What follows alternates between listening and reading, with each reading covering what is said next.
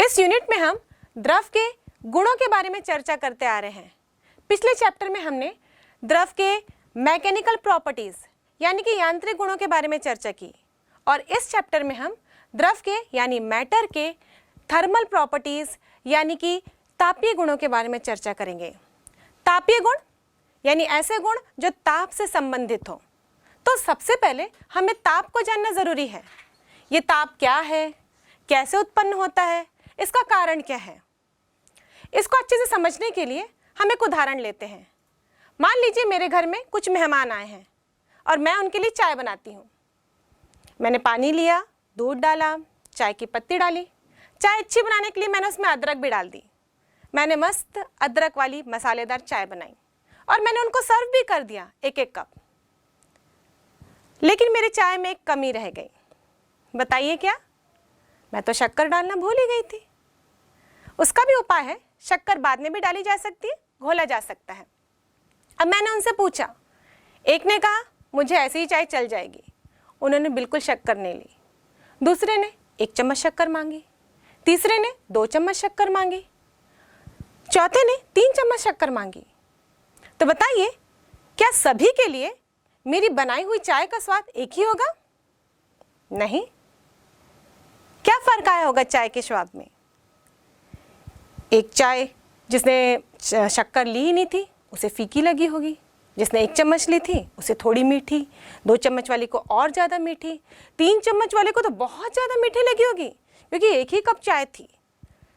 तो शक्कर ऐड करने से चाय के मिठास में परिवर्तन हुआ, या शुगर डालते गए हम तो किस क्वांटिटी में परिवर्तन हो रहा है? उसकी मिठास में। ये मिठास और शक्कर का संबंध जैसा है वैसे ही संबंध ताप और ऊष्मा का है। ताप भी इफेक्ट है जो उत्पन्न होती है ऊष्मा के कारण, यानी कि ऊष्मा कॉज है, कारक है जिसका प्रभाव ताप होता है। किसी भी पदार्थ को हम ऊष्मा देते जाते हैं तो उसके ताप में वृद्धि होती है। यदि उसका द्रव्यमान समान है, कोई भी वस्तु का द्रव्यमान समान है, जैसे कि हमने सभी को 1 कप चाय सर्व की थी और इसीलिए जब इसी 1 कप चाय में हमने अलग अलग क्वांटिटी के शुगर डाला तो उसके मिठास में परिवर्तन हुआ। सेम वैसे ही यदि किसी वस्तु का द्रव्यमान समान है, हमने अलग अलग वस्तुएं ली हैं, मतलब उसके द्रव्यमान समान है, और यदि हम ऊष्मा देते जा रहे हैं तो किस में वृद्धि होगी? उसके ताप में। तो सीधी सी शब्द में हम कहें, जो संबंध शक्कर का मिठास के साथ होता है, यानी कि शक्कर डालते जाएंगे मिठास बढ़ती जाती है, सेम वैसे ही संबंध ऊष्मा का ताप के साथ होता है। बच्चों ये सरल सा उदाहरण मैंने आपके सामने रखा क्योंकि शक्कर और मिठास को आप अच्छी तरह से जान चुके हैं, लेकिन आप ऊष्मा को देख नहीं पाते, इसीलिए आप ऊष्मा के उदाहरण को इतनी आसानी से नहीं समझ पाते। इसलिए मैंने एक ऐसा उदाहरण लिया था जिससे कि वो आसानी से समझ में आए। पर ऊष्मा और शक्कर दोनों में फर्क है। क्या फर्क है? जो शक्कर है वो पदार्थ है, द्रव है, मैटर है, एक वस्तु है जो अपना स्थान ग्रहण करती है, जिसका आयतन है, आकृति है। पर ऊष्मा की बात करें तो ऊष्मा ऊर्जा है, और ऊष्मा ऐसी ऊर्जा है जिसके कारण किसी भी पदार्थ के गर्माहट या ठंडक का बोध होता है, उसकी पहचान होती है। यदि किसी वस्तु को हम ऊष्मा देते जाते हैं, उसके ताप में वृद्धि होती है तो वस्तु कैसी लगेगी? गर्म लगेगी। यदि ऊष्मा लेते जाते हैं, उसके ताप में कमी आते जाती है तो वस्तु ठंडी लगेगी। मतलब ऊष्मा ऊर्जा के कारण हमें किसी वस्तु के गर्माहट और ठंडक का बोध होता है। अब आइए बात करते हैं हम ताप के ऊपर। ये ताप क्या है? एक्चुअली बच्चों, ताप को समझने के लिए हम एक और उदाहरण ले लेते हैं। मान लीजिए आपके पास एक ग्लास में गुनगुना पानी है, मतलब इतना गर्म है कि उसको आप आसानी से पी सकते हैं, और एक ग्लास हमने और रखा है जिसमें एकदम फ्रिज से निकला हुआ चिल्ड पानी है। अब इन दोनों को मैं कंपेयर करने बोलूँ आपको तो आप कहेंगे कि वो गुनगुना पानी गर्म है। एक्चुअली वो गर्म नहीं है, इतना नॉर्मल था वो कि उसको आप आसानी से पी सक रहे थे, लेकिन जब ठंडे वाले ग्लास से आपने कंपेयर किया तो आपने कहा कि वो गर्म है। लेकिन मान लीजिए मैं ऐसे एकदम उबलता हुआ पानी एक गिलास में और डाल दूं, उसको तो पीने लायक नहीं है, वो आप पी नहीं सकेंगे। लेकिन उस गुनगुने पानी को जब मैं उस खौलते हुए उबलते हुए पानी से कंपेयर करने को कहूँ तो आप कहेंगे वो गुनगुना पानी ठंडा है और वो उबलता हुआ पानी गर्म है। तो वो जो गुनगुना पानी आपने लिया था वो ठंडे वाले पानी की तुलना में गर्म हो गया और उस उबलते हुए पानी की तुलना में ठंडा हो गया। पर वो था गुनगुना पानी, मतलब ना वो गर्म था ना वो ठंडा था। तो एक्चुअली जब हम किसी 2-3 वस्तुओं को कंपेयर करते हैं तो उस समय गर्माहट और ठंडक का जो एहसास होता है वो केवल तुलनात्मक होता है, और तुलनात्मक ज्ञान सटीक नहीं होता, वो सही नहीं होता। क्योंकि जैसे अभी आपने वो गुनगुने पानी को कभी गर्म बोल दिया, कभी ठंडा बोल दिया, तो वास्तव वो क्या था उसका नॉलेज हमको नहीं हो पाता। और वैसे भी ये जो एहसास है गर्माहट और ठंडक का, ये पर्सन टू पर्सन वेरी करता है। आप देखे होंगे बच्चों, जब आप नहाने के लिए पानी इस्तेमाल करते हैं, कोई नॉर्मल वाटर से नहा लेता है, कोई बहुत गर्म से आसानी से नहा लेता है, उसको वो गर्म नहीं लगता, जबकि हम उसको छूते हैं तो लगता है वो बहुत गर्म है। तो एक्चुअली ये सारा चीज़ तुलनात्मक ज्ञान देता है, और यदि हमको सटीक ज्ञान चाहिए तो फिर हमें उस वस्तु का मापन करना पड़ेगा, उस फिजिकल क्वांटिटी का मापन करना पड़ेगा। और ये फिजिकल क्वांटिटी है तापमान, जो किसी वस्तु की एक्चुअल अवस्था को बताती है, उसकी एक्चुअल गर्माहट और ठंडक की अवस्था को बताती है, उसका बोध कराती है। तो यहाँ पर मैंने एक शब्द इस्तेमाल किया, अवस्था। तो ताप क्या है बच्चों? अवस्था है, स्टेट है, एक लेवल है वस्तु का, जिससे हमको बोध होता है कि वस्तु कितनी गर्म है या कितनी ठंडी। जैसे मैं आपको कहूँ कि पानी 100 डिग्री सेल्सियस में है, तो आपको ये इमेजिनेशन हो जाएगा कि पानी उबल रहा होगा, क्योंकि 100 डिग्री सेल्सियस में हम जानते हैं कि पानी उबलने लग जाता है। तो ये हमने एक मान दे दिया, उस मान के आधार पर आप जान जाते हैं कि उस पानी की अवस्था कैसी होगी। और मैं कहूँगी इस बॉटल में 100 डिग्री सेल्सियस में पानी है, फटाफट पी लीजिए। आप पिएंगे नहीं, क्योंकि आपको आइडिया हो चुका है कि वो पानी किस अवस्था में होगा। वैसे ही यदि मैं कहूँ कि अब 0 डिग्री सेल्सियस पे है और आप इसको पियो, तब भी आप नहीं पी पाएंगे, क्योंकि 0 डिग्री सेल्सियस मतलब होता है पानी का जम जाना, यानी बर्फ में बन जाना। तो क्या आप उसको पी पाएंगे? तब तो आप उसको खा पाएंगे चबा चबा कर। तो इसलिए किसी भी वस्तु की अवस्था को जानने के लिए एक सटीक मान की आवश्यकता होती है, और उसी मान को हम कहते हैं तापमान। ये वस्तु की गर्माहट और ठंडक की अवस्था का बोध कराता है। अब आइए देखते हैं ये ऊष्मा और ताप में क्या संबंध है। वैसे तो मैंने कह दिया था कि जो शक्कर का मिठास के साथ संबंध होता है वही ऊष्मा का ताप के साथ होता है, तो होता तो वही है। अब इसको हम थोड़ा और फोकस करते हैं। ऊष्मा को मैंने बताया ये कारक है जिसके कारण ताप उत्पन्न होता है, तो ताप इफेक्ट है, उसका प्रभाव है। अब इसको और अच्छे से समझने के लिए एक और उदाहरण लेते हैं। मान लीजिए आपके पास 2 बकेट हैं और दोनों में पानी भरा हुआ है। एक में पानी का स्तर अधिक है और दूसरे में पानी का स्तर कम है। अब इन दोनों बकेट को मैं नीचे से एक पाइप लगाकर जोड़ देती हूँ। यदि नीचे से पाइप लगा के जोड़ दिया जाता है तो बताइए क्या होता है? पानी एक बकेट से दूसरे बकेट में प्रवाहित होने लगता है, फ्लो होने लगता है। किससे प्रवाहित होगा? जिसमें पानी का स्तर अधिक है। और कहाँ पर प्रवाहित होगा? जिस बकेट में पानी का लेवल कम है, यानी हायर लेवल से लोअर लेवल की तरफ प्रवाहित होगा। कब तक? जब तक दोनों बकेट का लेवल बराबर ना हो जाए। इस एक्सपेरिमेंट को आप खुद भी करके देख सकते हैं। बकेट के जगह आप कोई भी 2 बर्तन ले सकते हैं, जिसको अगर नीचे से जोड़ा जाए पाइप के जरिए किसी भी सहायता से, तो देखिएगा आप दोनों का लेवल बराबर हो जाता है। और पानी का प्रवाह कहाँ से होता है? हायर लेवल से लोअर लेवल तक। अब मान लीजिए हमारे पास 2 वस्तुएं हैं, एक का तापमान अधिक है और दूसरे का तापमान कम है। अब इन दोनों को एक दूसरे के संपर्क में लाया जाता है, तो यहाँ पर प्रवाह होगा ऊष्मा का। ऊष्मा एक ऊर्जा है और ये प्रवाह होगा हायर तापमान, हायर टेम्परेचर वाली वस्तु से लोअर टेम्परेचर वाली वस्तु तक। और ये प्रवाह कब तक होगा? जब तक दोनों ही वस्तुओं का टेम्परेचर बराबर ना हो जाए। यहाँ पर हम बात कर रहे हैं टेम्परेचर की। टेम्परेचर बराबर होगा, ना कि ऊर्जा का मान बराबर होगा। ऊर्जा की मात्रा दोनों में अलग अलग हो सकती है, लेकिन दोनों वस्तुओं का ताप समान होगा। जैसे कि हमने बकेट और जल वाले एग्जाम्पल में लिया था, हमने बाल्टी में पानी लिया था। अब दोनों बाल्टी में उसकी कैपेसिटी के अनुसार पानी अलग अलग हो सकता है, लेकिन जब दोनों का में प्रवाह शुरू होगा तो दोनों का लेवल बराबर हो जाएगा। लेवल मतलब दोनों का स्तर।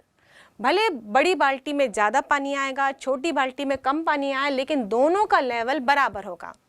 सेम वैसे ही यहाँ पे वस्तु की कैपेसिटी के अनुसार, यहाँ पर उसकी हीट कैपेसिटी होगी जिसके बारे में हम आगे चर्चा करेंगे। तो उसकी हीट कैपेसिटी जितनी होगी उसके अनुसार उसमें ऊर्जा की मात्रा, ऊष्मा की मात्रा अलग अलग होगी, लेकिन दोनों का लेवल सेम होगा। लेवल का मतलब यहाँ पर अवस्था से है, और अवस्था मतलब यहाँ पर उसकी ताप अवस्था से है, और ताप अवस्था मतलब दोनों का तापमान से है। तो यहाँ पर दोनों वस्तुओं का तापमान एक जैसा हो जाएगा यदि दोनों को संपर्क में लाया जाए। और ये प्रवाह कहाँ से शुरू हो रहा था? उच्च ताप वाली वस्तु से निम्न ताप वाली वस्तु तक। तो इस प्रकार हम ऊष्मा की एक और परिभाषा दे सकते हैं, जैसे कि ऊष्मा एक ऊर्जा है जिसका प्रवाह तापमान के अंतर के कारण होता है। और ये प्रवाह कब तक होता है?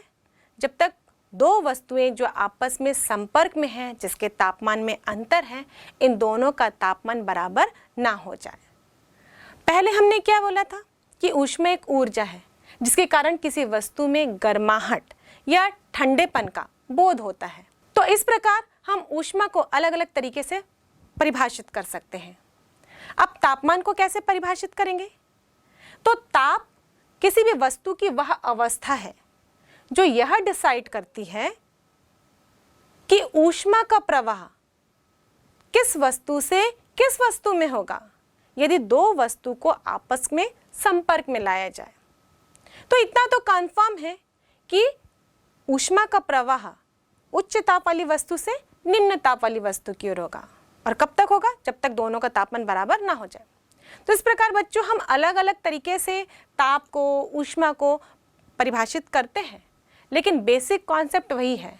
इन दोनों के संबंध को हमको जानना जरूरी है और ये एक दूसरे से किस प्रकार जुड़े हुए हैं, तभी हम द्रव के तापीय गुणों को अच्छी तरह से समझ पाएंगे। तो चलिए बच्चों, ऊष्मा और ताप में अंतर देखते हैं। ताप और ऊष्मा में अंतर। ऊष्मा, ताप, यह एक प्रकार की ऊर्जा है जिसके कारण गर्माहट और ठंडेपन का अनुभव होता है। यह किसी वस्तु की गर्माहट और ठंडेपन की माप है। इसका एसआई मात्रक जूल है, इसका एसआई मात्रक केल्विन है। यह एक कारण है, यह ऊष्मा का प्रभाव है।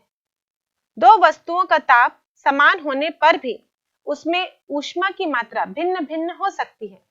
दो वस्तुओं में ऊष्मा की मात्रा समान होने पर उनके ताप भिन्न भिन्न हो सकते हैं। किसी वस्तु में निहित ऊष्मा उसके द्रव्यमान, ताप और प्रकृति पर निर्भर करती है। किसी वस्तु का ताप उसमें निहित ऊष्मा की मात्रा पर निर्भर करता है। दो वस्तुओं को मिलाने पर कुल ऊष्मा प्रत्येक वस्तु की ऊष्मा के योग के बराबर होती है। विभिन्न ताप वाली दो वस्तुओं को संपर्क में रखने पर उनका उभयनिष्ठ ताप, दोनों तापों के बीच कोई ताप होता है। अब चलिए हम ऊष्मा और ताप के मात्रकों के बारे में चर्चा कर लेते हैं, क्योंकि मात्रक बहुत ही इंपॉर्टेंट क्वांटिटी होती है। ये किसी भी फिजिकल क्वांटिटी की पहचान होती है, उसकी आइडेंटिटी होती है। क्योंकि मात्रक देखते ही हम किसी भी फिजिकल क्वांटिटी की भौतिक राशि के बारे में अंदाजा लगा सकते हैं हम किस राशि के बारे में चर्चा कर रहे हैं। तो सबसे पहले हम बात करते हैं ताप की। बच्चों, हमारे पास जो एसआई यूनिट्स हैं, टोटल हमारे पास 7 फंडामेंटल यूनिट्स हैं और 2 डिराइव्ड यूनिट्स हैं। तो जो 7 फंडामेंटल यूनिट्स होते हैं मूल मात्रक, उसमें ताप भी शामिल है। और इस मूल मात्रक में जो ताप का एसआई मात्रक होता है वो केल्विन है, और इसे हम कैपिटल लेटर के से दर्शाते हैं, क्योंकि केल्विन साइंटिस्ट का नाम है और साइंटिस्ट के नाम के आधार पर जितने भी मात्रक होते हैं वो सारे कैपिटल लेटर से दर्शाए जाते हैं। अब ऊष्मा का मात्रक देखते हैं। जैसे कि हम चर्चा किए हैं, ऊष्मा क्या है? ऊर्जा है। तो जो ऊर्जा का मात्रक होगा वही ऊष्मा का मात्रक होगा, इसलिए ऊष्मा का SI मात्रक जूल होता है। पर व्यवहारिक तौर पर हम इसका CGS मात्रक ही यूज करते हैं और CGS पद्धति में ऊष्मा का मात्रक कैलोरी होता है। बच्चों, प्रयोगों द्वारा यह देखा गया है कि भिन्न भिन्न तापों पर 1 ग्राम शुद्ध पानी के ताप को 1 डिग्री सेल्सियस बढ़ाने के लिए जो ऊष्मा की मात्रा होती है वो भिन्न भिन्न होती है, लेकिन सभी वैज्ञानिकों ने सर्वसम्मति से 1 डिग्री सेल्सियस ताप वृद्धि के परास को 14.5 डिग्री सेल्सियस से 15.5 डिग्री सेल्सियस मान लिया है और इसीलिए जब हम कैलोरी को परिभाषित करते हैं तो इसी ताप को ही हम लेते हैं। और इस प्रकार यदि हम कैलोरी की परिभाषा देखें तो 1 ग्राम जल के ताप को 14.5 डिग्री सेल्सियस से 15.5 डिग्री सेल्सियस तक अर्थात 1 डिग्री सेल्सियस बढ़ाने के लिए आवश्यक ऊष्मा की मात्रा को 1 कैलोरी कहते हैं। और 1 कैलोरी बराबर 4.186 जूल होता है, या फिर हम इसको लिख सकते हैं 4.2 जूल, मतलब हम राउंड अप करके लिख देते हैं जब हम न्यूमेरिकल क्वेश्चन सॉल्व करते हैं। तो वैसे हम ऊष्मा का और बड़ा मात्रक भी यूज करते हैं, जैसे कि किलो कैलोरीज, और हम जानते हैं 1 किलो कैलोरी बराबर होता है 1000 कैलोरी। अब ऊष्मा का विमीय सूत्र क्या होगा? वही जो ऊर्जा का होता है, वही जो कार्य का होता है। कार्य और ऊर्जा दोनों का मात्रक भी एक है, दोनों का विमीय सूत्र भी एक है, और वही मात्रक हम ऊष्मा के लिए भी इस्तेमाल करते हैं, यानी कि mL² T-2। बच्चों, ये सूत्र और विमीय सूत्र हमें जानना बहुत ज़रूरी होता है, क्योंकि जैसे कि मैं हर चैप्टर में आपको बताते आ रही हूँ कि कॉम्पिटिटिव एग्ज़ाम में, चाहे मेडिकल हो चाहे इंजीनियरिंग की तैयारी आप कर रहे हो, तो क्वेश्चंस आते हैं विमीय सूत्र के ऊपर। तो इस तरह से आप हर चैप्टर में कुछ पर्टिकुलर टॉपिक्स के विमीय सूत्र याद रखते चले जाएंगे, तो ये आपके लिए आगे की तैयारी में हेल्पफुल होगा।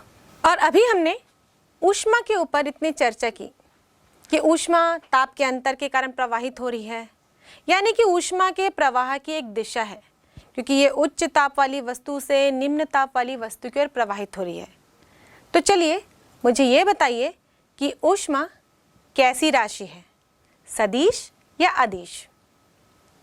जनरली हम कंफ्यूज हो जाते हैं कि ऊष्मा उच्च ताप वाली वस्तु से निम्न ताप वाली वस्तु में प्रवाहित हो रही है, मतलब इसकी एक निश्चित दिशा है, और यही सोचकर हम ऊष्मा को सदिश राशि कह देते हैं, यानी कि वेक्टर क्वांटिटी। लेकिन ऊष्मा अदिश राशि है, क्योंकि ऊष्मा क्या है? बेसिकली हम देखें तो ऊष्मा तो ऊर्जा का ही रूप है, और इसीलिए ऊष्मा अदिश राशि है। और इस प्रकार हम ऊष्मा और ताप के बारे में अब बहुत कुछ जान चुके हैं, पर इस चैप्टर में हमें किसी भी द्रव के तापीय गुणों के बारे में चर्चा करनी है। तो चलिए अब हम ताप के ऊपर फोकस करते हैं। ऊष्मा को जानना इसलिए ज़रूरी था क्योंकि ताप तो ऊष्मा से रिलेटेड है, उसी का ही प्रभाव है। लेकिन अब तापीय गुणों के बारे में जानने के लिए हम ताप के बारे में चर्चा करते हैं। भौतिकी में वह शाखा, वो ब्रांच जिसमें हम ताप के बारे में अध्ययन करते हैं, ताप को कैसे मापा जाता है, उसे हम कहते हैं थर्मोमेट्री, यानी कि तापमिति। और जिस उपकरण की सहायता से किसी भी वस्तु के तापमान को मापा जाता है उसे हम कहते हैं तापमापी, जिसे इंग्लिश में हम थर्मामीटर के नाम से जानते हैं। बच्चों, थर्मामीटर तो आपने देखा होगा। जब आप हॉस्पिटल जाते हैं और डॉक्टर आपको थर्मामीटर देता है और जैसे ही थर्मामीटर में 100 से ऊपर बताता है, यानी कि 101, तब डॉक्टर कहता है आपको तो तेज फीवर है, और उसके बाद वो अपना ट्रीटमेंट शुरू कर देता है, आपको ढेर सारी दवाई या इंजेक्शन दी जाती है। बुखार 101 डिग्री है, ये तो सिर्फ ताप का मान है, लेकिन उसका एक मात्रक भी होगा।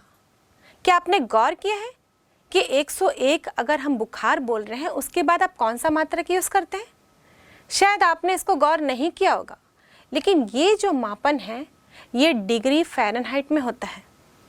लेकिन अभी मैंने आपको थोड़ी देर पहले बताया था कि ताप का ऐसा ही मात्रक तो केल्विन होता है, लेकिन यहाँ पर हम फ़ारेनहाइट शब्द इस्तेमाल कर रहे हैं। बच्चों, आपके स्कूल के लैब में एक और प्रकार का थर्मामीटर भी होगा जहाँ पर आप देखेंगे वहाँ मान डिग्री सेल्सियस में लिखा होगा या फिर हम डिग्री सेंटीग्रेड भी कहते हैं। तो अभी हमने जो बात की थी कि ताप का SI मात्रक केल्विन होता है, तो ये सारे क्या हैं? Degree Fahrenheit, degree Celsius. Actually बच्चों ये भी ताप के मात्रक ही हैं। हम ताप को 4 अलग अलग पैमाने में नापते हैं। 4 अलग अलग साइंटिस्ट ने ताप को मापने के लिए 4 अलग अलग पैमाने दिए, और ये है degree Celsius, degree Fahrenheit, kelvin और डिग्री र्यूमर। ये चारों अलग अलग साइंटिस्ट के नाम के आधार पर 4 अलग अलग पैमाने हैं। तो चलिए देखते हैं कि इन पैमानों में क्या अंतर है, और उसके बाद हम देखेंगे कि इन सभी पैमानों में क्या संबंध है। ये 4 अलग अलग पैमाने 4 अलग अलग साइंटिस्टों के आधार पर दिए गए हैं। सबसे पहला है डिग्री सेल्सियस। इसे स्वीडन के वैज्ञानिक सेल्सियस के द्वारा आविष्कार किया गया था। दूसरा है डिग्री फ़ारेनहाइट। इसे जर्मनी के वैज्ञानिक फ़ारेनहाइट के द्वारा आविष्कार किया गया। तीसरा डिग्री र्यूमर। इसे फ्रांस के वैज्ञानिक र्यूमर के द्वारा आविष्कार किया गया था। और जो SI पद्धति में स्वीकृत है यानी कि केल्विन पैमाना, इसे इंग्लैंड के वैज्ञानिक केल्विन के द्वारा आविष्कार किया गया था। इन चारों वैज्ञानिकों ने ताप के इस पैमाने को बनाने के लिए 2 स्थिर बिंदु लिए। एक लोअर फिक्स्ड पॉइंट जिसे हम अधो बिंदु कहते हैं, और एक अपर फिक्स्ड पॉइंट जिसे हम हिंदी में ऊर्ध्व बिंदु के नाम से जानते हैं। अब ये लोअर फिक्स्ड पॉइंट और अपर फिक्स्ड पॉइंट ये कैसे फिक्स किए गए? ये कौन से 2 बिंदु हैं जिसे हम स्थिर बिंदु के नाम से जानते हैं? एक्चुअली इन चारों वैज्ञानिकों ने जल के ही आधार पर ये 2 बिंदुएं फिक्स की। जल जहाँ पर जमने लगता है यानी उसका फ्रीजिंग पॉइंट, इसे उन्होंने लोअर फिक्स्ड पॉइंट बना लिया, और जल जहाँ पर उबलता है, भाप में कन्वर्ट होता है, उसे उन्होंने अपर फिक्स्ड पॉइंट बना लिया यानी कि ऊर्ध्व बिंदु बना लिया। अब देखते हैं इन चारों पैमानों में इन बिंदुओं का मान क्या क्या है। सबसे पहले हम देखते हैं डिग्री सेंटीग्रेड में या डिग्री सेल्सियस में। बच्चों डिग्री सेल्सियस को हम डिग्री सेंटीग्रेड पैमाना भी कहते हैं। ये दोनों एक ही पैमाने को ही रिप्रेजेंट करते हैं, और जब आप इसे रिप्रेजेंट करेंगे तो डिग्री लिखेंगे और उसके बाद आप C से दर्शाएंगे। इसमें जो लोअर फिक्स्ड पॉइंट होता है वो 0 डिग्री सेल्सियस होता है, जो हम कॉमनली यूज़ करते हैं। जल का हिमांक यानी जल का फ्रीजिंग पॉइंट, ये 0 डिग्री सेल्सियस ही हम जानते हैं। तो ये इसका स्टार्टिंग पॉइंट हो गया, लोअर फिक्स्ड पॉइंट हो गया। और जल का बॉइलिंग पॉइंट यानी जिसमें वो भाप में कन्वर्ट हो रहा है, वो 100 डिग्री सेल्सियस होता है। तो इस पैमाने के लिए अपर फिक्स्ड पॉइंट 100 डिग्री सेल्सियस हुआ। इस पैमाने में 0 से लेकर 100 डिग्री सेल्सियस तक बराबर यदि खांचे में बांटा जाए, यानी कि 1-1 डिग्री सेल्सियस के अंतराल में बांटा जाए, तो इस पैमाने में टोटल 100 खांचे होंगे। 100 डिग्री माइनस 0 डिग्री करेंगे आप, तो ये टोटल इसमें 100 खांचे होते हैं। जो अगला स्केल है वो डिग्री फ़ारेनहाइट स्केल है, जिसे हम डिग्री लिखते हैं और कैपिटल लेटर में F से दर्शाते हैं। यहाँ पर जो लोअर फिक्स्ड पॉइंट होता है वही जल का हिमांक ही होगा, लेकिन इस पैमाने में जल का हिमांक 32 डिग्री फ़ारेनहाइट लिया जाता है, और जल का क्वथनांक यानी कि उसका बॉइलिंग पॉइंट यहाँ पे 212 डिग्री फ़ारेनहाइट होता है।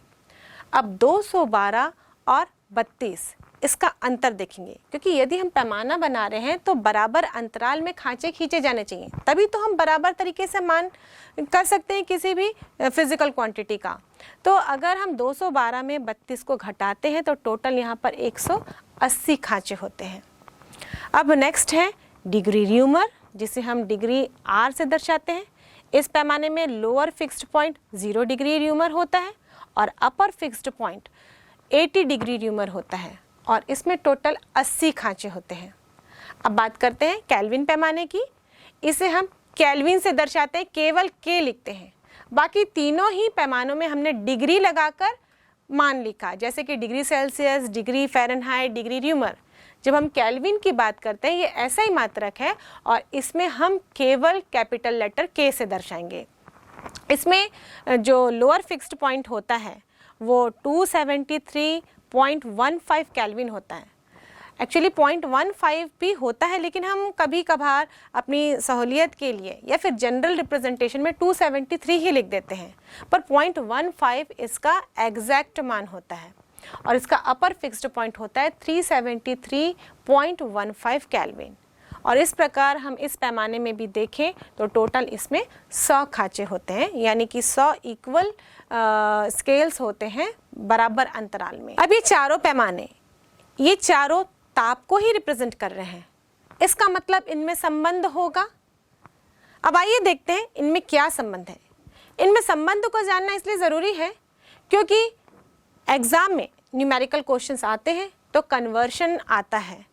एक पैमाने का मान दिया जाता है जिसको दूसरे पैमाने में आपको कन्वर्ट करना होता है, तो जब आप इनके बीच में संबंध जानेंगे तभी आप ये कन्वर्शन कर पाएंगे। और ये जो कन्वर्शन वाला न्यूमेरिकल क्वेश्चन है वो एग्ज़ाम में 2 नंबर या 3 नंबर का देखने को मिलता है। तो चलिए इससे क्या संबंध है पहले ये डिराइव कर लेते हैं। इस संबंध को डिराइव करने के लिए हम स्पेशल तरीके से लिखते जाते हैं ताकि आपको ये संबंध आसानी से याद हो जाए। सबसे पहले जो पैमाना है हम उसको लिखते जाएंगे और इसका स्टार्टिंग पॉइंट इसमें माइनस करते जाएंगे और इसके बाद इसे कुल खांचों की संख्या से भाग देते हैं और इसके आधार पर हम संबंध को स्थापित करेंगे। तो हमारे पास 4 पैमाने हैं, पहले चारों को लिख लेते हैं। चारों पैमाने बराबर होंगे। क्यों बराबर होंगे? उनकी न्यूमेरिकल वैल्यू अलग अलग होंगे, लेकिन यदि वो एक ही फिजिकल क्वांटिटी को नाप रहे हैं तो मतलब वो बराबर ही हैं। जैसे कि आप लोग 1 मीटर यदि नापते हैं और उसे सेंटीमीटर में कन्वर्ट करना चाहते हैं तो 1 मीटर बराबर 100 सेंटीमीटर लिख देते हैं। इसका मतलब वो फिजिकल क्वांटिटी चेंज नहीं हो पाती, फिजिकल क्वांटिटी तो उतनी ही रहती है। 1 मीटर भी उतना ही रहेगा, 100 सेंटीमीटर भी आप लिखेंगे तो भी वो उतनी ही दूरी को रिप्रेजेंट करता है। सेम वैसे ही यहाँ पे आप अलग अलग पैमाने को इस्तेमाल कर रहे हैं पर वो एक ही फिजिकल क्वांटिटी को दर्शाएंगे। तो यहाँ पर हम पहले लिखेंगे C बराबर F बराबर R बराबर K। अब इनमें सब में हम इसके स्टार्टिंग पॉइंट को यानी लोअर फिक्स्ड पॉइंट को घटा देते हैं। तो C में हम माइनस करेंगे 0 डिग्री सेल्सियस क्योंकि इसका स्टार्टिंग पॉइंट 0 था। F में -32, R में -0 और K में -273.15। कभी हम कैलकुलेशन करने के लिए केवल 273 भी लिखते हैं, जैसे मैंने आपको बताया, और न्यूमेरिकल क्वेश्चन आप सॉल्व करेंगे तो आप वही लिखेंगे, लेकिन इसका एग्जैक्ट वैल्यू 0.15 लगा के ही आता है। अब अपॉन में देखते हैं, डिवाइड करते हैं। किससे डिवाइड करना है? ऊर्ध्व बिंदु और अधो बिंदु के बीच का अंतर, या यूं कहें कि इन पैमानों में कुल खांचों की संख्या। अब सेल्सियस वाले पैमाने में यदि हम ऊर्ध्व बिंदु से अधो बिंदु को सब्ट्रैक्ट करें तो टोटल 100 खांचे आते हैं, तो हम लिखेंगे 100। और फ़ारेनहाइट की बात करें तो 212 - 32 यानी कि 180, और र्यूमर में देखें तो 80 - 0 हो जाएगा यानी कि 80, और केल्विन में हम देखें तो 373.15 - 273.15 यानी कि टोटल यहाँ पर भी 100 खा जाएंगे। तो इस प्रकार हमने एक समीकरण तैयार कर लिया, एक संबंध तैयार कर लिया। अब इसे और सिंप्लीफाई कर देते हैं क्योंकि जितना हम सरल करके रखेंगे फॉर्मूले को उतना हमको न्यूमेरिकल क्वेश्चन सॉल्व करने में आसानी होगी। यहाँ हम डिनोमिनेटर में देखें तो ये सारे 20 के टेबल में आ जाएंगे, तो हम इसे 20 के टेबल से कैंसिल कर देते हैं या फिर कॉमन ले लेते हैं, ये समझ लेते हैं। तो ये 20 के टेबल में 100 कितने बार जाएगा? 5 टाइम्स। यहाँ हम कैंसिल करते हैं, कितने टाइम्स जाएगा? 9 टाइम्स। और यहाँ 20 के टेबल में हम देखें तो ये 4 टाइम्स जाएगा, 24 × 80, और यहाँ हम 100 को देखें तो 25 × 100। तो इस प्रकार हमने डिनोमिनेटर को और सिंप्लीफाई कर दिया।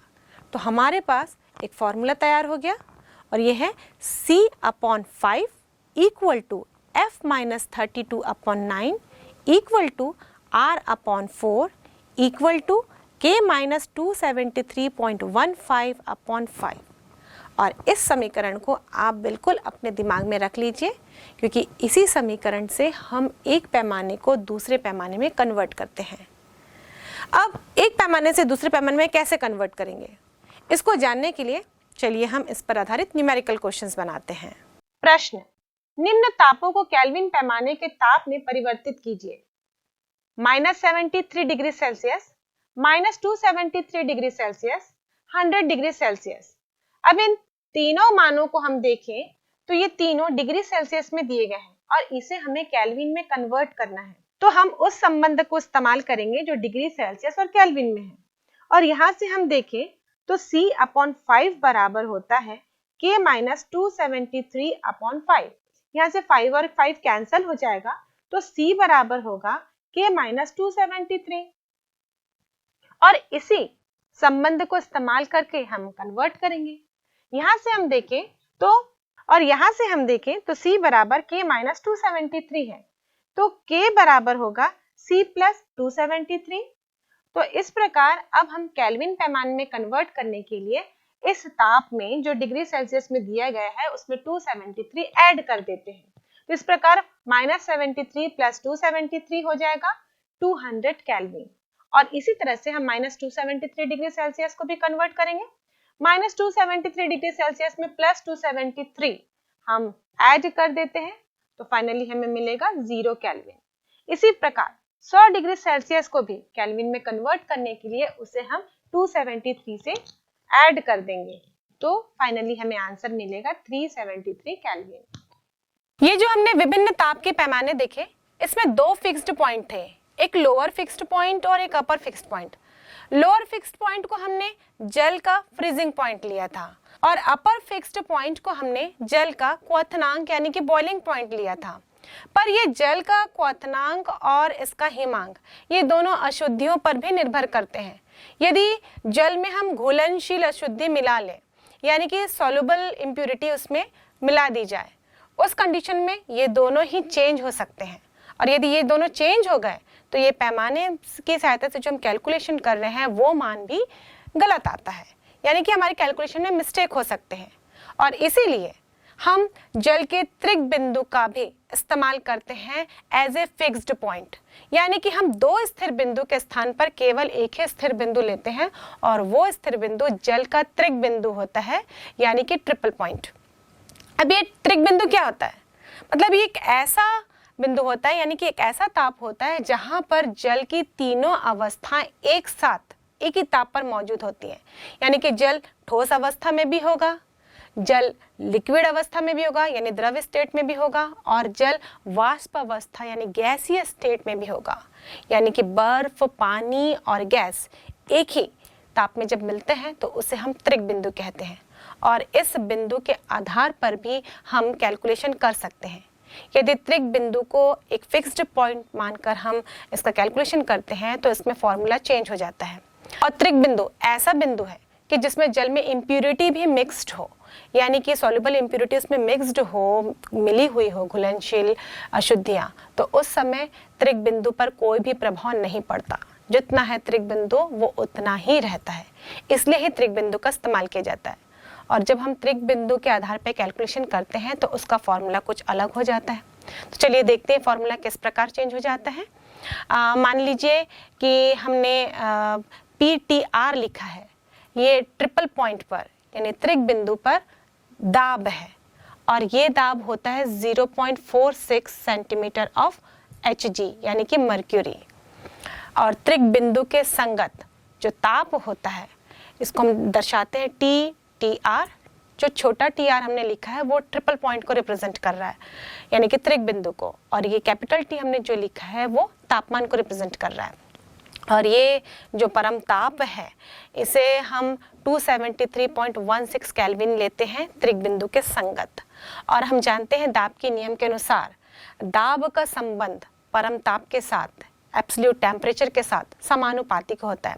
बच्चों ये एब्सोल्यूट टेम्परेचर क्या है इसके बारे में हम थोड़ा आगे चर्चा करेंगे, पर फिलहाल जब हम कैपिटल T लिखते हैं वो परम ताप होता है और स्मॉल t हम लिखते हैं तो वो साधारण जो हम ताप कंसीडर कर रहे हैं वो होता है। तो जो प्रेशर का संबंध है एब्सोल्यूट टेम्परेचर के साथ वो समानुपातिक का होता है। और इसके आधार पर यदि हम दो अलग अलग ताप लेते हैं T1 और T2 तो उसके संगत दाब को भी हम P1 और P2 लिखेंगे। और दाब के नियम के अनुसार कुछ इस प्रकार हम संबंध लिख सकते हैं, P1/P2 बराबर T1/T2, क्योंकि P और T में समानुपाती का संबंध है। और यदि हम ट्रिपल पॉइंट की बात करें तो इस सूत्र को इस प्रकार लिखा जा सकता है P/PTR = T/TTR। और यहाँ से हम कैलकुलेशन करें तो T बराबर हो जाएगा P/PTR इंटू TTR, और TTR का मान हमें मालूम है, ये है 273.16 केल्विन। तो इस फॉर्मूले में मान रख देते हैं तो होगा T बराबर 273.16 इंटू P/PTR। और इस फॉर्मूले में हम देखें कि PTR का मान भी हमको ज्ञात है, तो केवल हमको दाब मालूम हो तो उस आधार पर हम ताप की गणना कर सकते हैं। मतलब ऐसा थर्मामीटर बनाया जाए जो त्रिक बिंदु पर आधारित हो, तो हम केवल दाब कैलकुलेट करके तापमान का कैलकुलेशन कर सकते हैं। तो एक्चुअली बच्चों, अभी तक आपने जो थर्मामीटर देखा है, जो आप यूज़ करते हो, वो ऐसा रहता है कि आप उसको अपने बॉडी से टच करते हैं तो उसमें एक लिक्विड चीज़ होती है जिसे हम कहते हैं मर्क्यूरी, पारा, वो उस थर्मामीटर में ऊपर बढ़ता हुआ नजर आता है और उस पारे के लेवल को हम नोट करते हैं और उसके आधार पर हम बॉडी टेम्परेचर को बता कर सकते हैं, ये किसी भी वस्तु के ताप को हम बता सकते हैं। तो इस प्रकार का थर्मामीटर आपने तो देखा ही है, जिसमें कि ये कांच का बना हुआ होता है और इसमें पारा रहता है जिसके लेवल को आप नोट करते हैं। और ये भी थोड़ा यूज़ करने में हमको आजकल डिफ़िकल्ट लगता है, क्योंकि आजकल तो इस टाइप के थर्मामीटर आप देखे होंगे कि जिसको आप अपने बॉडी से टच करते हैं और एक डिजिट आपको उसके स्क्रीन पर नज़र आती है, तो और आसानी हो जाता है हमें रीड करने के लिए। इसका मतलब थर्मामीटर में भी वैरायटी होती है। यहाँ पे अलग अलग कॉन्सेप्ट का इस्तेमाल करके थर्मामीटर को डिज़ाइन किया गया है। पहले वाले में थर्मामीटर के में आप मर्क्यूरी के लेवल को रीड करते थे, मतलब वहाँ पर किसी और कॉन्सेप्ट में थर्मामीटर काम कर रहा था, और यहाँ आपको स्क्रीन पे सीधा एक नंबर डिस्प्ले हो जाता है, उसके आधार पर आप यहाँ पर रीडिंग नोट कर लेते हैं। तो ऐसे ही और भी थर्मामीटर हमारे पास है और ये सारे अलग अलग सिद्धांत पर आधारित हैं। बच्चों, थर्मामीटर को जब बनाया जाता है तो उसमें ऐसे पदार्थ का इस्तेमाल किया जाता है जिसमें कुछ ऐसा गुण हो जो सीधे सीधे ताप से संबंध रखे, मतलब जिसका संबंध ताप के साथ लीनियर हो, रेखीय हो, यानी कि ताप बढ़ते जाएगा तो उसमें भी इंक्रीमेंट होना चाहिए, मतलब उसमें भी वृद्धि होनी चाहिए। तो ऐसा एक एग्जाम्पल आपने पारा वाला देखा, वहां पर ताप बढ़ते जाता है तो पारे के आयतन में वृद्धि होते जाती है। मतलब वहां पर हम लोग एक ऐसा गुण का इस्तेमाल कर रहे हैं जो ताप का आयतन के साथ है, मतलब प्रसार, इसको हम कहते हैं ऊष्मीय प्रसार। ऐसे ही और भी थर्मामीटर हमारे पास मौजूद हैं, जैसे कि थर्मामीटर बनाने के लिए हम कृष्ण बॉडी यानी कि ब्लैक बॉडी, कृष्ण पिंड का भी इस्तेमाल करते हैं। कृष्ण पिंड क्या होता है बच्चों कि कम ताप में तो वो एब्जॉर्व करता है, लेकिन जब तापमान बढ़ने लगता है तो वो एमिट करता है, रेडिएट करता है, और जितना ताप बढ़ाते जाएंगे उतना वो रेडिएट करता है। कृष्ण बॉडी की खासियत होती है कि जितना उस पर ऊष्मा आपतित हो रही है, उस पर इंसिडेंट है, उतना ही वो रिफ्लेक्ट करेगा, एक्चुअली वो एमिट करता है उतना ही। तो इस गुण को भी हम इस्तेमाल करते हैं थर्मामीटर बनाने के लिए। और भी बहुत सारे गुण हैं जिसके आधार पर थर्मामीटर का निर्माण किया जाता है, बनाया जाता है। तो इस आधार पर हम देखें तो कई वैरायटी के थर्मामीटर होते हैं। अभी तो हम 2 से ही परिचित हैं, लेकिन वास्तव में बहुत सारे वैरायटी के थर्मामीटर होते हैं। और गैस वाला थर्मामीटर भी मौजूद होता है, तो शायद ये किसी किसी स्कूल के लैब में भी मौजूद हो। तो इस प्रकार हम देखें कि बहुत सारे वैरायटी के थर्मामीटर होते हैं। तो चलिए एक एक करके हम सारे थर्मामीटर्स को डिस्कस करते जाते हैं। सबसे पहला वाला थर्मामीटर, इससे तो आप भली भांति परिचित हैं, ये पारा थर्मामीटर है, मर्क्यूरी थर्मामीटर है। दिखता कैसे है? ऐसा कांच का बना हुआ रहता है, नीचे एक बल्ब होता है, बॉब, जिसके अंदर पारा भरा हुआ होता है, और जैसे ही इसको किसी भी गर्म वस्तु के संपर्क में लाया जाता है तो उसके आधार पर मर्क्यूरी में, इसके अंदर जो पारा भरा है उसमें एक्सपेंशन होता है, उसके आयतन में वृद्धि हो जाती है, और इस एक्सपेंशन को हम ऊष्मीय प्रसार कहते हैं।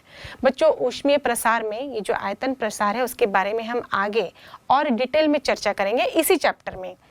तो फिलहाल आप ये ध्यान में रखिए कि ये जो पारा वाला थर्मामीटर है इसमें ऊष्मीय प्रसार का सिद्धांत लागू होता है, और इसके आधार पर पारे में एक्सपेंशन होता है, उसी को हम रीड करते हैं और उसके आधार पर हम टेम्परेचर को नोट कर पाते हैं।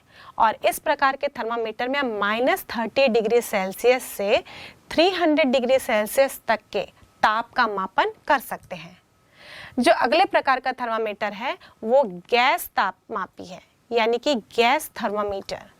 बच्चों, हम जानते हैं कि किसी भी गैस की अवस्था को बताने के लिए 3 पैरामीटर जरूरी हैं। एक है प्रेशर यानी कि दाब, दूसरा है आयतन यानी कि वॉल्यूम, और तीसरा है ताप यानी कि टेम्परेचर। तो प्रेशर, वॉल्यूम और टेम्परेचर की सहायता से हम किसी भी गैस की अवस्था को अच्छी तरह से बता सकते हैं। अब इस थर्मामीटर की सहायता से हमको ताप को नापना है, तो बचे 2 पैरामीटर, एक बचा प्रेशर यानी कि दाब और दूसरा बचा वॉल्यूम यानी कि आयतन। तो ये जो गैस तापमापी होता है ये 2 प्रकार का होता है, एक नियत दाब पर गैस तापमापी और दूसरा नियत आयतन पर गैस तापमापी। क्योंकि अगर एक पैरामीटर फिक्स कर देंगे तो दूसरे का संबंध डायरेक्टली टेम्परेचर के साथ होता है, ये लीनियरली प्रोपोर्शनल होता है। बच्चों, इसी क्लास में आप आगे के चैप्टर में गैस से रिलेटेड कुछ नियमों को और जानेंगे, तब आपको ये कॉन्सेप्ट और भी ज़्यादा क्लियर हो जाएंगे। फिलहाल मैं आपको थर्मामीटर को एक्सप्लेन करने के लिए जो जो ज़रूरी कॉन्सेप्ट हैं केवल उन्हीं पर ही प्रकाश डालूंगी और उसके आधार पर ये थर्मामीटर कैसे काम करता है सिर्फ उसी पर ही चर्चा करूंगी। तो जो इसमें एक वैरायटी का थर्मामीटर होता है नियत आयतन पर गैस तापमापी, यानी कि यहाँ पर वॉल्यूम कांस्टेंट रहेगा। तो अब संबंध किस किस के बीच में आएगा? दाब और ताप के बीच में, और ये संबंध भी लीनियरली होता है, यानी ताप बढ़ाते जाएंगे तो दाब भी बढ़ते जाता है। तो यहाँ पर हमको केवल गैस के दाब को नोट करना होता है और गैस के दाब के आधार पर ही हम तापमान को कैलकुलेट करते हैं। मतलब हम इस थर्मामीटर को जब किसी भी वस्तु के संपर्क में लाते हैं, ऐसी वस्तु जिसके तापमान में वृद्धि होगी या फिर जैसे बोल सकते हैं उसका तापमान अधिक होगा, तो जैसे उसके संपर्क में आएगा तो धीरे धीरे गैस का दाब बढ़ते जाएगा और बढ़कर जिस क्वांटिटी तक पहुंचेगा, जिस मान तक पहुंचेगा, उसके आधार पर हम वस्तु के ताप को कैलकुलेट कर सकते हैं। तो ये जो थर्मामीटर होता है वो दाब के नियम पर आधारित है, मतलब इसका जो प्रिंसिपल है वो दाब के नियम पर कार्य करता है। तो दाब का नियम क्या होता है कि जो दाब है वो सीधा संबंध ताप से रखता है, यानी कि समानुपाती होता है परम ताप के, और उसी के आधार पर ये थर्मामीटर काम कर रहा है। और इस थर्मामीटर से जब हम कैलकुलेशन करते हैं तो इस प्रकार के सूत्र का इस्तेमाल करते हैं, T = PT - P0 upon P100 - P0 × 100। अब ये PT क्या है? ये T डिग्री ताप पर, T डिग्री सेल्सियस पर गैस का दाब होता है, और ये P0 0 डिग्री सेल्सियस पर गैस का ताप होता है, और हमने ये जो P100 लिखा है वो 100 डिग्री सेल्सियस पर गैस का दाब होता है। और इन सब का मान यदि हमको ज्ञात हो तो इस फॉर्मूले की सहायता से हम उस वस्तु के ताप को कैलकुलेट कर सकते हैं। और इसी में अगले प्रकार का जो थर्मामीटर है वो नियत दाब पर गैस तापमापी कहलाता है, यानी कि कांस्टेंट प्रेशर गैस थर्मामीटर। अब नाम से ही समझ में आ रहा है यहाँ पे क्या कांस्टेंट रहेगा? प्रेशर कांस्टेंट रहेगा। तो संबंध किसका आएगा? आयतन का ताप के साथ, और यह संबंध भी रेखीय होता है, लीनियर, यानी कि ताप बढ़ते जाता है तो आयतन में भी वृद्धि होती जाती है यदि दाब नियत हो।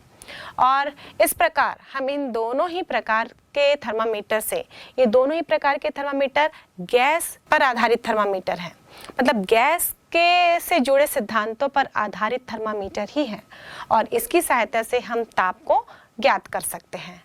और इस थर्मामीटर के श्रेणी में हमारे पास 2 उदाहरण हैं। एक हाइड्रोजन गैस थर्मामीटर, इसकी सहायता से हम -200 डिग्री सेल्सियस से लेकर 500 डिग्री सेल्सियस तक के ताप का मापन कर सकते हैं। और दूसरा है नाइट्रोजन गैस थर्मामीटर, इसकी सहायता से हम और अधिक ताप का मापन कर सकते हैं। इसकी सहायता से हम 1500 डिग्री सेल्सियस ताप का भी मापन कर सकते हैं। अब अगली वैरायटी के थर्मामीटर के बारे में चर्चा करते हैं। यह है प्लैटिनम प्रतिरोध तापमापी, यानी कि प्लैटिनम रेजिस्टेंस तापमापी। बच्चों, रेजिस्टेंस के बारे में भी आप जानते होंगे कि प्रत्येक चालक का अपना एक रेजिस्टेंस होता है, प्रतिरोध होता है। और प्रतिरोध को हम सिंपल शब्दों में समझें तो धारा के प्रवाह में जो रुकावट आती है उसे हम कहते हैं प्रतिरोध। और हम किसी भी चालक की बात करें, है तो वो चालक यानी कि धारा का प्रवाह करते हैं, लेकिन उनमें अपने अंदर खुद में ही एक रेजिस्टेंस होता है।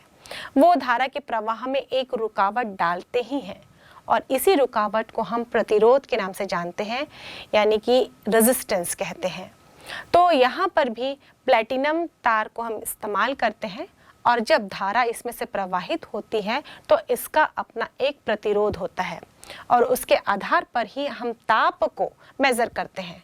एक्चुअली हमने प्लैटिनम के इस प्रतिरोध गुण को लिया है और यह गुण भी ताप के साथ डायरेक्टली संबंधित होता है, मतलब रेखीय संबंध रखता है। मतलब ताप बढ़ाने से प्रतिरोध बढ़ता है। इसके बारे में डिटेल में चर्चा आप क्लास 12th में करेंगे और आप वहाँ पर देखेंगे कि जो प्रतिरोध होता है उसका ताप के साथ क्या संबंध होता है। तो इस प्रकार का आपको एक समीकरण देखने को मिलेगा। इस समीकरण कहाँ से आया उसके बारे में डिटेल में हम यहाँ चर्चा नहीं करेंगे, केवल आप सूत्र पर फोकस करिए, क्योंकि सूत्र के आधार पर ही थर्मामीटर के बारे में हम आगे चर्चा करने वाले हैं। तो R बराबर होता है R0 ब्रैकेट के अंदर 1 + अल्फा टी। अभी जो R है वो T ताप में प्रतिरोध बता रहा होगा और जो R0 है वो 0 डिग्री सेल्सियस ताप में किसी भी वस्तु का प्रतिरोध बताता है। यह हम बात कर रहे हैं प्लैटिनम की। तो ये जो R0 है ये 0 डिग्री ताप पर प्लैटिनम का प्रतिरोध बताएगा। ये T तो ताप ही है और ये जो अल्फा हम लिखे हैं इस क्वांटिटी को हम कहते हैं टेम्परेचर कोफिशिएंट ऑफ रेजिस्टेंस। और ये किसी भी चालक की एक पहचान होती है, ये चालक के लिए फिक्स्ड होती है। तो यहाँ प्लैटिनम के लिए बात कर रहे हैं तो अल्फा का मान भी इस प्लैटिनम के लिए एक विशिष्ट पहचान होगी।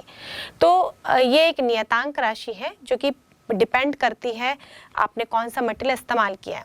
चूँकि यहाँ पर हमने प्लैटिनम की तार ली है तो अल्फा जो है वो प्लैटिनम के लिए टेम्परेचर कोफिशिएंट ऑफ रेजिस्टेंस है।